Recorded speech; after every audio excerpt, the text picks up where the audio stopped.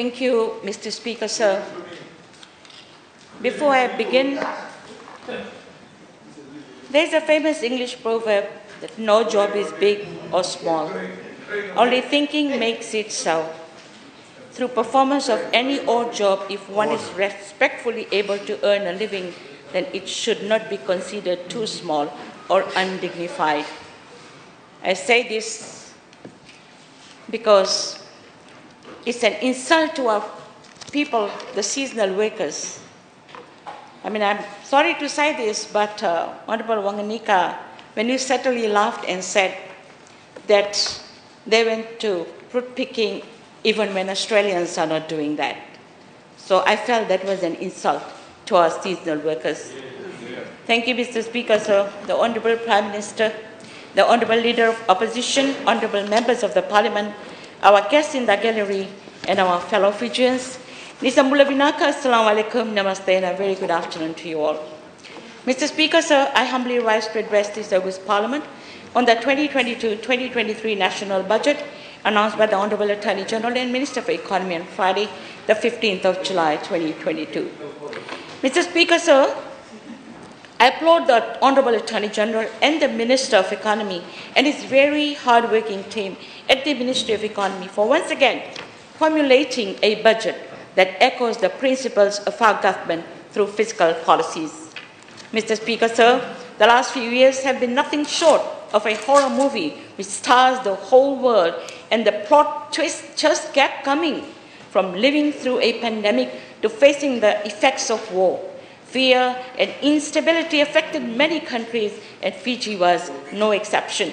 However, exceptional governance and the gallant leadership of our government, led by our Honourable Prime Minister, has given every Fijian a sense of security in the most darkest days of uncertainty that loomed over our people and our economy.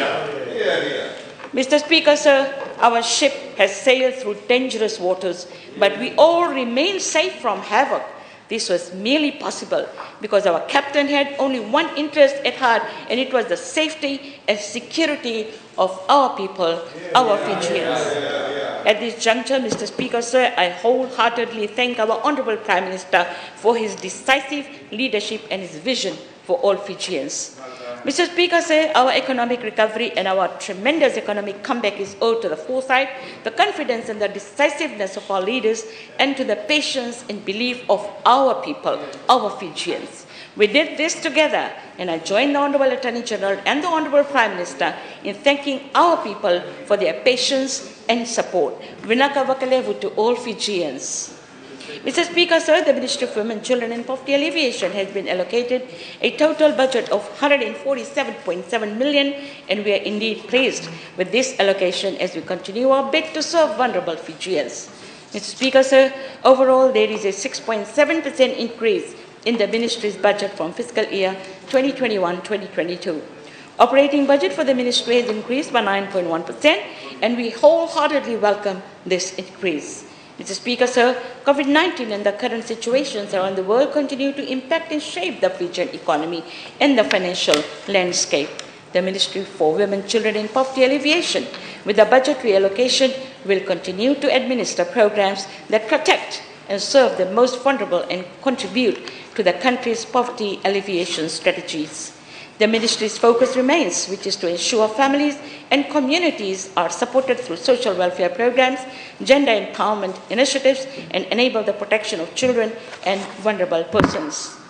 Mr. Speaker, says the World Bank states social protection programs are at the heart of boosting human capital for the world's most vulnerable. They empower people to be healthy, pursue education, and seek opportunity to lift themselves and their families out of poverty.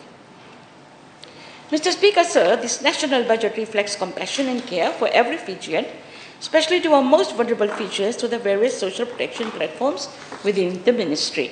To begin with, Mr. Speaker, sir, the Department of Social Welfare under the ministry is responsible for the administration of government social protection programs, which provide support to vulnerable families, children, persons living with disability, and our senior citizens. I thank the budget for the continuation of funding for the following programs administered by us. Poverty benefit scheme with an allocation of 34 million, whereby 22,622 households benefit from this assistance. With the increase of 1 million, we can now target 2,000 more households in the new fiscal year. The child protection allowance with an allocation of 13.7 million, which supports over 9,000 households with children under 18 years of age. With a 2.7 million increase, we aim to assist 1,000 more households. The food voucher program for rural pregnant mothers with an allocation of 0.8 million assists nearly 2,000 women.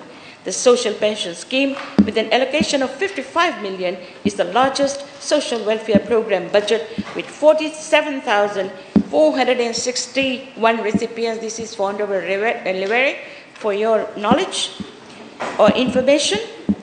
47,461 recipients. With an increase of 2 million, we aim to assist 3,000 more elderly persons, so a total of over 50,000 Fijians. Indeed, it's shocking that members of the opposition consider these programs freebies when access to social protection in all its forms is a basic right for our people. Don't they want aging with dignity to be reality? The disability scheme with an allocation of 10.7 million, an increase of 0.7 million, assists over 10,000 persons with disabilities. I would like to thank Honorable Kappa for acknowledging the work done by our disability sector in Rewa. Thank you, Honorable Kappa. We provide services not only to Rewa, but throughout Fiji without any discrimination. Thank you. The bus fare subsidy scheme for older persons and persons living with disabilities with an allocation of 10 million. Currently, a total of 51,700 recipients are benefiting from this scheme, and we acknowledge a budgetary increase of 4 million to continue this initiative. Mr. Speaker, sir, this is an estimated allocation of 124.2 million and accounts for over 90% of the ministry's total allocated budget. Our social welfare assistance allowances in most cases are the main source of income for destitute families and individuals, and the Fijian government has paid particular attention to ensuring that this sole source of income was not taken away or reduced for those dependent on it, even when the country suffered its greatest economic blow amidst the crisis. In fact, top-ups were provided and another has been allocated in this year's budget to help our most vulnerable Fijians. Therefore, Mr. Speaker, sir, I wholeheartedly welcome the additional payment of $30 a month for the next 6 months to all existing social welfare recipients, government pension and aftercare fund recipients. These recipients will receive a total of $180 over a period of 6 months. This relief top-up is expected to benefit over 100,000 Fijians. Mr. Speaker, sir, this budget pragmatically offers relief to those who need it the most. For instance, the cash support program for vulnerable families. Under this initiative, Fijian families earning below an annual income of $50,000 will be eligible for cash assistance of up to $30 per month per child in each family, which amounts to $180 over a period of 6 months.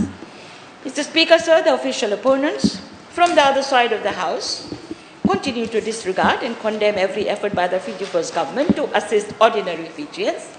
They call it handouts, they call it freebies, and breeding a culture of dependency, etc., etc. All I have to say is to my fellow Fijians, beware. It will be all snatched away. God forbid. Mr. Speaker, sir, the impact of child abuse and neglect can be profound. Research shows that child abuse and neglect is often associated with adverse health and mental health outcomes in children. And those negative effects... Mr. Speaker, I think the Honourable Assistant Minister is creating fear, lying, and they do it, Mr. Speaker, they do it outside of Parliament, they do it inside of Parliament. They go out there and say, oh, the next government comes in, take away your social welfare. That's what she's saying. Point of order is that she's misleading Parliament, misleading the people of this country. Misleading the people of this country. That's the fear they go and stoke in the community, Mr. Speaker.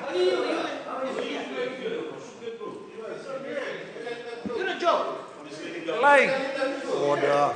Order. Order. Order. Honorable member, you have the floor. You've heard what? Thank you, Mr. Speaker, sir. The impact of child abuse and neglect can be profound. Research shows that child abuse and neglect is often associated with adverse health and mental health outcomes in children, and those negative effects can last a lifetime.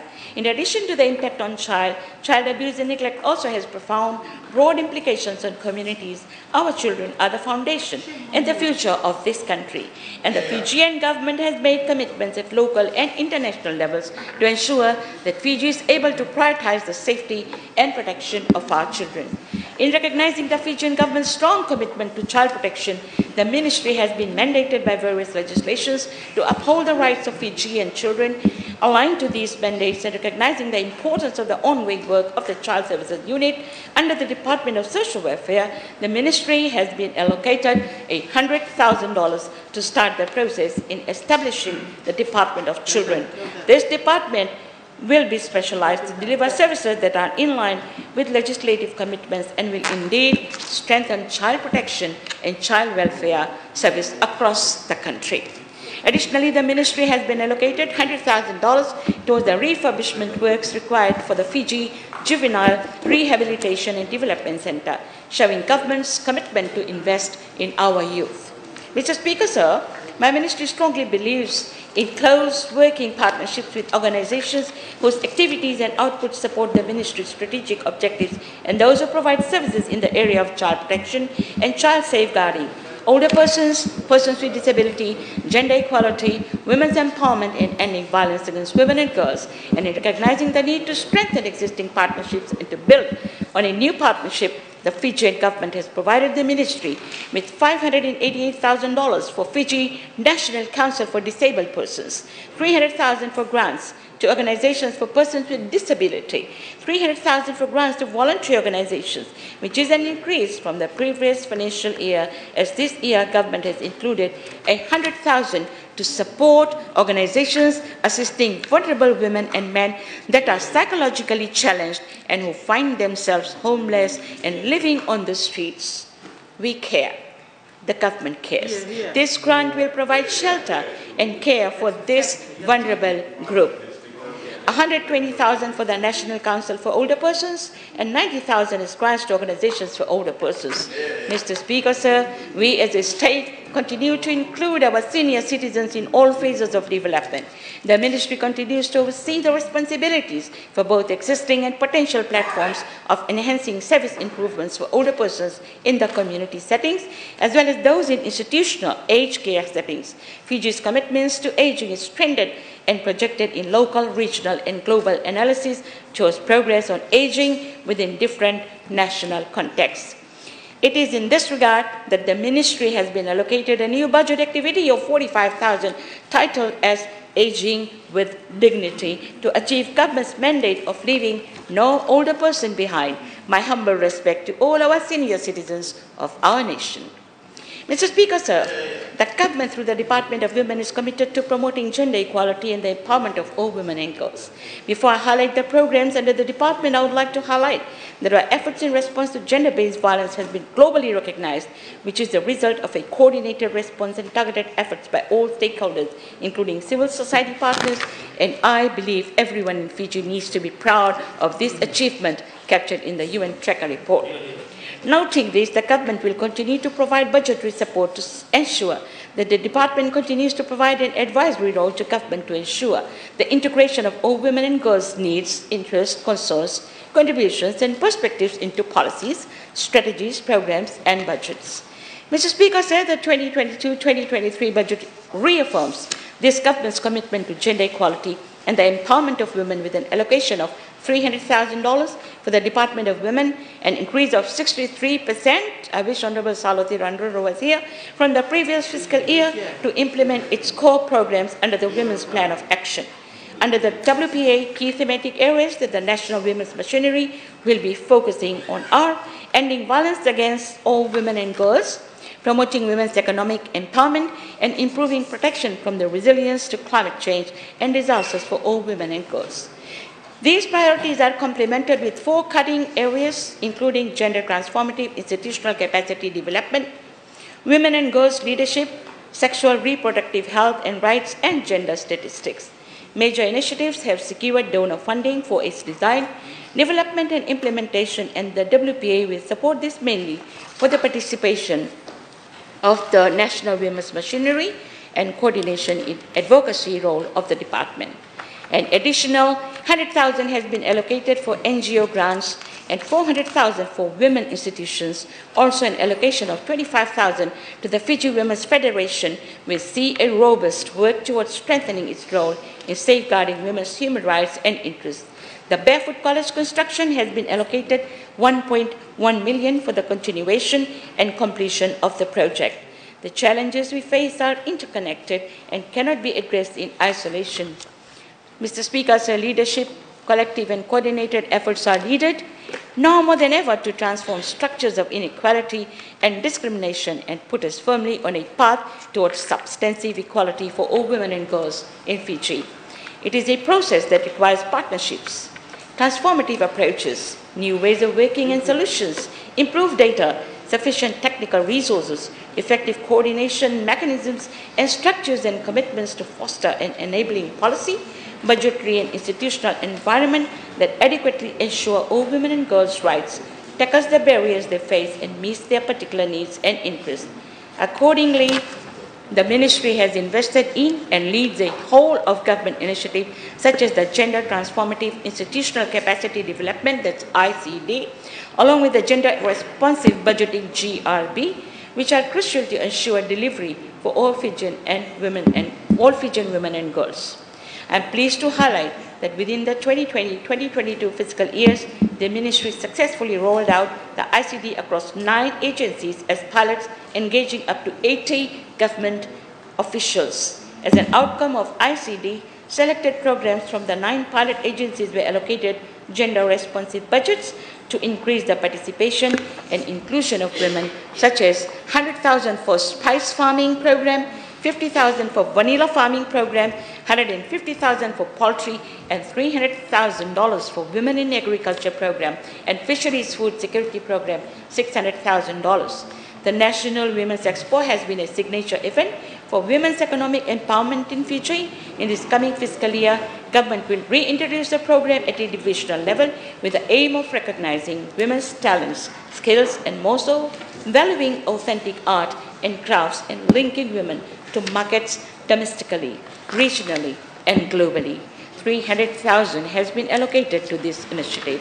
Furthermore, I am pleased to say that with the new Women's Economic Empowerment Program, $100,000, the Ministry will provide grants to women entrepreneurs across the country, specifically those that operate their income-generating activities in the informal sector and single mothers working from home.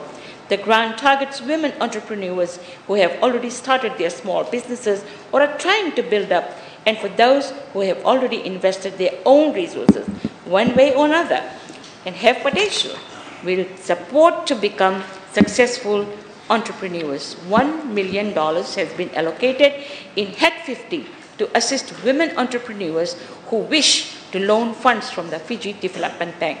The millions will be used as 10% equity contribution on the loan component, specifically to women entrepreneurs.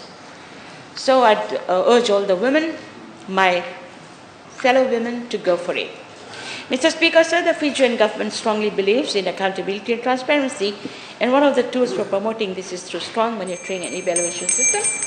This in mind, Poverty Monitoring Unit with allocation of $625,800 to continue to monitor and report on poverty alleviation programs implemented by respective government agencies. Furthermore, the unit is tasked to review and develop a 5-year integrated national poverty alleviation program framework. Additionally, the unit will play an active role in the formulation of a national poverty advisory arm of government, the National Coordinating Body for Poverty Alleviation Programs, that NCBPAP, which emanated critical pathways in fostering partnerships and addressing poverty through an integrated and coordinated effort.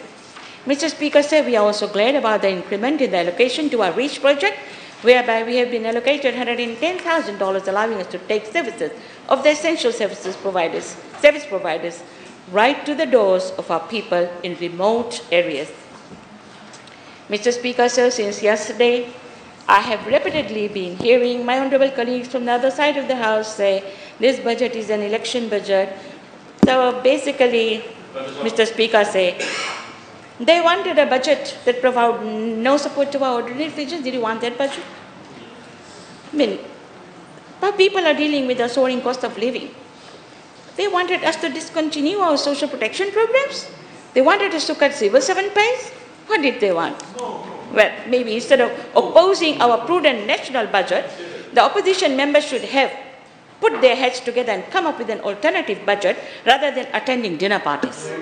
Mr. Speaker, sir, to conclude, we are pleased with this allocation and thank the Minister for Economy for considering our needs as a service-oriented ministry assisting the most vulnerable groups in Fiji. We are also very happy with the overall budget as it has been thoughtfully and compassionately crafted to support the ordinary Fijians in various forms. The budget is in line with what the government believes, which is better Fiji for everyone and ensuring no one is left behind. I fully support this budget because this is indeed a people's budget. I thank you, Mr. Speaker. Veena, God bless Fiji. Thank you.